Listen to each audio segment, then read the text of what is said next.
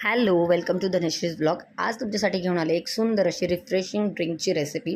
हे ड्रिंक माझ्या घरी खूप आवडतं आणि आम्ही आठवड्यातून कमीत कमी 2 ते 4 वेळा नक्कीच करतो. अगदी सोपं आहे आणि खूप जास्त बेनिफिट आहेत याचे.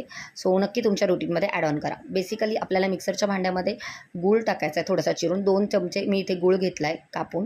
त्यानंतर बर्फाचे तुकडे आपण इथे ॲड करतो आहे. त्यानंतर पुदिन्याची पानं, भरपूर पुदिना यामध्ये टाकायचा आहे कारण हा बेसिकली बेस पुदिन्याचा आहे, रॉक सॉल्ट. त्यानंतर आपण इथे ॲड करतो आहे गोंद कथिरा. हे म्हणजे काय ना, थंड डिंकाचा प्रकार आहे. हे तुमच्या बॉडीसाठी खूप बेस्ट आहे. याच्यामध्ये जास्त कूलिंग प्रॉपर्टीज असतात. सो समरसाठी हायली रेकमेंडेड.